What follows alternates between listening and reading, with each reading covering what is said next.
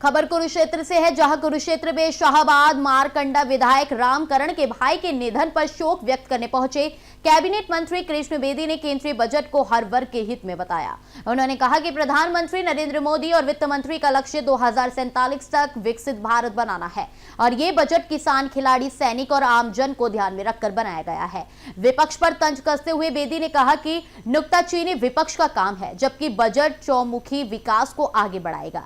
उन्होंने दावा किया कि जल्द कांग्रेस और अकाली दल से बड़े नेता भाजपा में शामिल होंगे और पंजाब में भी बिहार की तर्ज पर भाजपा सरकार बनेगी।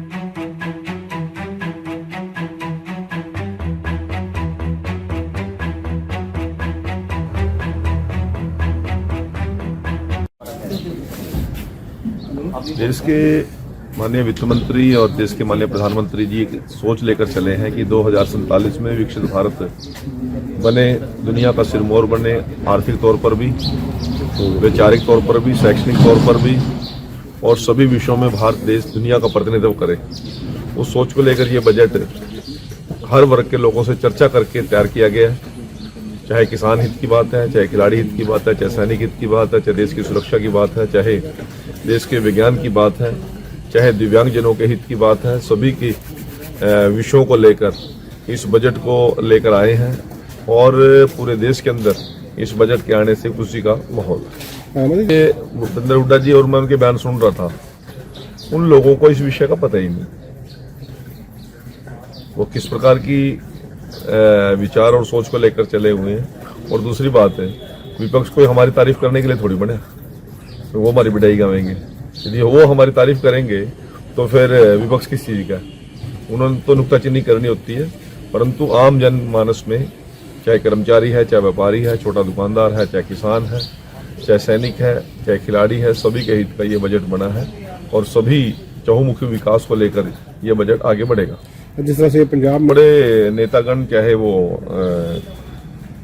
अकाली दल से संबंधित हैं, कांग्रेस से संबंधित हैं और चाहे आम आदमी पार्टी से, लगातार संपर्क में आने वाले दिनों में बम्पर ज्वाइनिंग अन्य पार्टियों की होगी। और कल नवजोत कौर सिद्धू जो पूर्व मंत्री रही, पूर्व सांसद, और नवजोत सिद्धू की धर्मपत्नी है, उन्होंने भी कल कांग्रेस को अलविदा कह दिया। आज सभी दलों के अंदर न्यूनतम पजार है और सभी की निगाहें केवल भारतीय जनता पार्टी पर लगी हुई हैं। 100% पंजाब के अंदर भी हम बिहार और अन्य प्रांतों के तर्ज पर सरकार बनाने का हम काम करें। प्रधानमंत्री जी ने एक ऐतिहासिक काम, 2 एयरपोर्ट का नाम संत शिरोमणि रविदास जी महाराज और उनके शहीदों के नाम पर रखने का काम किया, सराबा जी के नाम पर। तो मैं उनको बहुत बहुत आभार प्रकट करता हूँ, बधाई देता हूँ और देश के लोगों को आह्वान करता हूँ कि जितने संत महापुरुष और जिन लोगों ने देश और समाज के लिए काम किया, उनको याद करना, उनको स्मरण करना, उनके नामकरण पर कुछ चीजें तैयार करना और जब तक दुनिया रहे तब तक वो नाम चलता रहे, इस पर लेकर हमारी सरकार चले। नहीं, अभी देखिए 1.5 साल हमारे प्रदेश अध्यक्ष जी का कार्यकाल बकाया है, मोहनलाल बड़ोली जी के नेतृत्व में और नायब सिंह सैनी जी के नेतृत्व में संगठनात्मक तौर पर भी और सरकार के तौर पर भी मजबूती से हमारी टीम काम कर रही है और मुझे नहीं लगता कहीं कोई ऐसे अध्यक्ष के बदलने की चर्चा है। मैं नहीं, पंजाब में भी करेंगे, बम्पर ज्वाइनिंग करेंगे।